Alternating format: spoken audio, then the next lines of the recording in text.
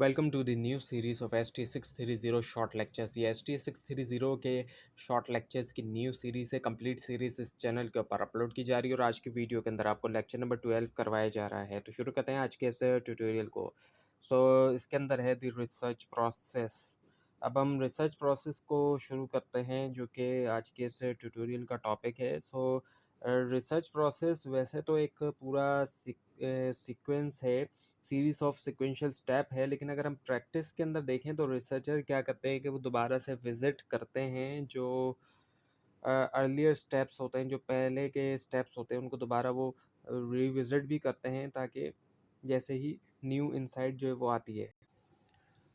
और इस फ्लेक्सिबिलिटी की वजह से ही रिफाइनमेंट होती है और डीपर अंडरस्टैंडिंग होती है थ्रू आउट अगर हम रिसर्च देखते हैं तो। पहला जो स्टेप है वो है ब्रॉड रिसर्च एरिया का। ये जो है स्टार्टिंग पॉइंट होता है किसी भी रिसर्च का, और इससे मुराद ये होता है कि जो जनरल टॉपिक या इशू जो कि ज़रूरी होता है जिसको इन्वेस्टिगेट करना। फॉर एग्जांपल जैसे कि एक ऑर्गेनाइजेशन के अंदर ये हो सकता है कि एम्प्लॉई जो है वो डिससेटिस्फाई हो और या फिर प्रोडक्टिविटी में कमी आ रही हो, तो रिसर्चर जो है वो नैरो डाउन करेंगे इसको, एक जो स्पेसिफिक रिसर्च क्वेश्चन है वहाँ तक उसको वो नैरो डाउन कर लेंगे। प्रिलिमिनरी डेटा कलेक्शन की हम बात करें, जो दूसरा स्टेप है वो ये कि हिस्सा है रिसर्च का। तो इसमें जो है वो ये हेल्प करता है रिसर्चर को अंडरस्टैंड करने में जो कॉन्टेक्स्ट है और रिफाइन करने में उनका रिसर्च क्वेश्चन। और इसमें यह होता है कि वो रिव्यू कर सकते हैं एग्जिस्टिंग लिटरेचर, और इसके अलावा इंटरव्यू करना या फिर ऑर्गेनाइज करना फोकस ग्रुप, ताकि गैदर कर सकें जो इनिशियल इंसाइट्स होती हैं। उसके बाद ये कि भाई प्रॉब्लम डेफिनेशन, और इसमें क्या होता है कि ट्रांसलेट किया जाता है जो जनरल इशू होता है उसको एक स्पेसिफिक रिसर्च क्वेश्चन के अंदर। और जैसे कि मैनेजमेंट डायलेमा है, एक मैनेजमेंट डायलेमा है कि डिक्लाइनिंग प्रोडक्टिविटी जो है, प्रोडक्टिविटी में जो है वो कमी आती है, तो उससे क्या होता है, एक क्वेश्चन आता है कि एम्प्लॉई की मोटिवेशन का या फिर ज़रूरत जो है डे केयर फैसिलिटीज़ का। तो एक चीज़ से मतलब दूसरी एक चीज़ में फ़र्क आ रहा है, प्रोडक्टिविटी में कमी आ रही, तो उससे ये एक क्वेश्चन आया कि क्या ये मोटिवेशन की वजह से या फिर जो है वो कुछ ज़रूरत है डे केयर फैसिलिटी की, डिमांड है डे केयर फैसिलिटी की। थ्योरेटिकल फ्रेमवर्क अगर हम देखें, जो फोर्थ स्टेप है, तो ये जो प्रोवाइड करता है फाउंडेशन जो है रिसर्च के लिए। और इसमें क्या होता है कि आइडेंटिफाई करना की वेरिएबल्स को इस्टेब्लिश करना, लॉजिकल जो है वो रिलेशनशिप जो है इनके दरमियान, और आउटलाइन करना जो है वो कॉन्सेप्चुअल मॉडल जो है जो कि गाइड करता है स्टडी को। और ये फ्रेमवर्क हेल्प करता है हाइपोथेसिस जनरेशन में। उसके बाद आता है जनरेशन ऑफ हाइपोथेसिस। हाइपोथेसिस जो है वो टेस्टेबल स्टेटमेंट होते हैं जो कि थ्योरेटिकल फ्रेमवर्क से आते हैं, और ये प्रिडिक्ट करते हैं रिलेशनशिप जो है वेरिएबल्स के दरमियान। उसके बाद रिसर्च डिज़ाइन आता है। रिसर्च डिज़ाइन जो है वो ब्लूप्रिंट होता है स्टडी करने के लिए। ये स्पेसिफाई करता है कि कैसे डेटा कलेक्ट किया जाएगा और एनालाइज किया जाएगा। रिसर्चर जो है वो चूज़ करते हैं मेथड्स में से, और उनमें जो है वो सर्वे शामिल है, जैसे कि एक्सपेरिमेंट, ऑब्जर्वेशन है, केस बेस्ड, और ये बेस करता है रिसर्च ऑब्जेक्टिव्स के ऊपर। उसके बाद ये कि determine the method to be use, select करना सही रिसर्च मेथड डिपेंड करता है बहुत से फैक्टर्स के ऊपर, जैसे कि रिसर्च के जो गोल्स है, डेटा की अवेलेबिलिटी, अर्जेंसी और बजट वगैरह के ऊपर।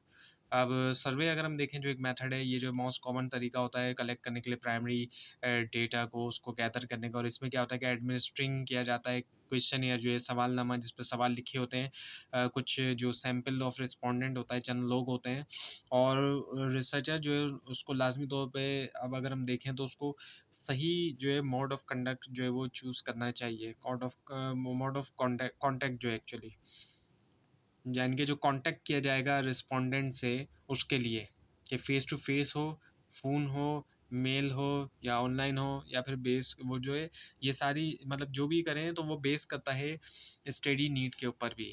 अब एक्सपेरिमेंट्स की अगर हम बात करें तो ये जो है इनको यूज़ किया जाता है इस्टेब्लिश करने के लिए जो कॉज एंड इफेक्ट रिलेशनशिप होता है। रिसर्चर्स जो है वो मैनिपुलेट करते हैं एक वेरिएबल जो है एक्स, जो कि ताकि ऑब्जर्व करें उसका जो इम्पैक्ट होता है दूसरे वेरिएबल वाई के ऊपर। और फॉर एग्जांपल के ये टेस्ट करना कि क्या रिवार्ड जो है वो इन्फ्लुएंस करते हैं प्रोडक्टिविटी जो है कंट्रोल कंडीशन में।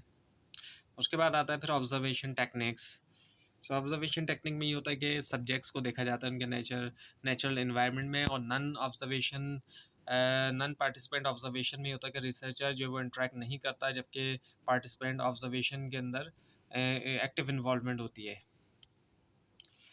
उसके बाद है फिर communication analysis. So communication analysis examine करता है जो कंटेंट होता है बहुत से टेक्स्ट का, और जिसमें रिटन या स्पोकन वगैरह है, और रिसर्चर जो है एनालाइज करते हैं एलिमेंट्स जैसे कि वर्ड्स, सिंबल्स, थीम्स जो है सोर्सेज के अंदर, और वो सोर्सेज क्या होती हैं उसके अंदर बुक्स आ जाती है, एडवर्टाइजमेंट हो गई, स्पीच हो गई, और फोटोग्राफ तक कवर किया जा सके पैटर्न को। अब केस स्टडी प्रोवाइड करती है इन डेप्थ एग्जामिनेशन जो एक सिंगल यूनिट की, जैसे कि एक ऑर्गेनाइजेशन है या इंडिविजुअल है, और ये यूज़ करते हैं मल्टीपल डेटा सोर्सेज जिसके अंदर हिस्टोरिकल रिकॉर्ड्स शामिल हैं और इंटरव्यूज़ हैं, ताकि अंडरस्टैंड किया जाए कॉम्प्लेक्स इश्यूज़ को और जनरेट किया जाए इंसाइट्स को।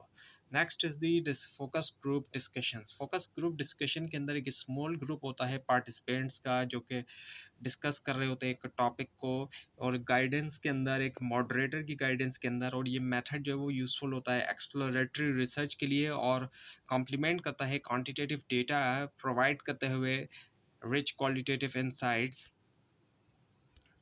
अब अगर हम देखें so no one method is best. कोई भी मेथड जो है वो बेस्ट नहीं है। जितने भी मेथड हैं, किसी भी मेथड को हम ये नहीं कह सकते कि ये सबसे अच्छा मेथड है और रिसर्चर को इसी को इस्तेमाल करना चाहिए। सो रिसर्चर्स को लाजमी तौर पे इवेल्युएट करना चाहिए स्ट्रेंथ्स भी और लिमिटेशन भी हर मेथड की, कि कौन सा उनके लिए बेहतर है, और इसके अलावा सेलेक्ट करें उसी मेथड को जो कि बेस्ट फिट करता है उनके रिसर्च ऑब्जेक्टिव्स को भी और उनकी जो कॉन्स्ट्रेंट है उसको भी।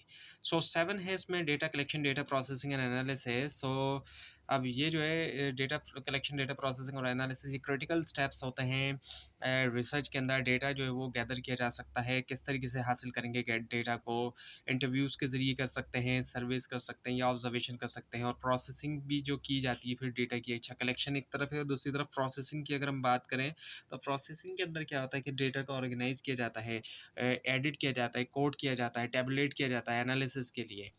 फिर आता है हाई टेस्टिंग दी हाइपोथेसिस। हाइपोथेसिस को टेस्ट करने के लिए फिर क्या किया जाता है, एनालाइज किया जाता है डेटा को, ये देखने के लिए कि क्या प्रेडिक्शन जो है जो की गई हैं वो सपोर्टेड हैं। और ये स्टेप हेल्प करता है रिसर्चर्स को कि कंक्लूजन निकाले जाएँ, सॉल्व किया जाए ऑर्गेनाइजेशनल प्रॉब्लम्स, और इन्फॉर्म रिकमेंडेशन जो है वो की जाए। उसके बाद फिर रिपोर्ट राइटिंग आ जाता है। रिपोर्ट राइटिंग जो है वो कम्युनिकेट करती है रिसर्च फाइंडिंग जो स्टेक होल्डर्स को। रिपोर्ट्स जो है वो क्लियर होनी चाहिए और कंसाइज भी हो। एक तो क्लैरिटी हो, कंसाइज हो, बहुत ज़्यादा लेंथी भी ना हो, फोकस हो एक्शनेबल रिकमेंडेशन के ऊपर। एकेडमिक रिपोर्ट्स फॉलो करती है स्पेसिफिक फॉर्मेट, और इनको यूज़ किया जा सकता है डिसर्टेशन के लिए भी या फिर पब्लिकेशंस के लिए भी। तो ये थी आज की वीडियो, आज का ट्यूटोरियल। आपको इस बारे में कोई क्वेश्चन और अगर इसके अंदर कोई मिस्टेक भी दिखाई दे, ज़रूर हाईलाइट कीजिए। और इस पूरी सीरीज़ को देखने के लिए और एग्जाम्स की प्रिपरेशन के लिए इस चैनल को सब्सक्राइब कीजिए, बेल आइकन के ऊपर क्लिक कीजिए। Thanks for watching this video and best of luck.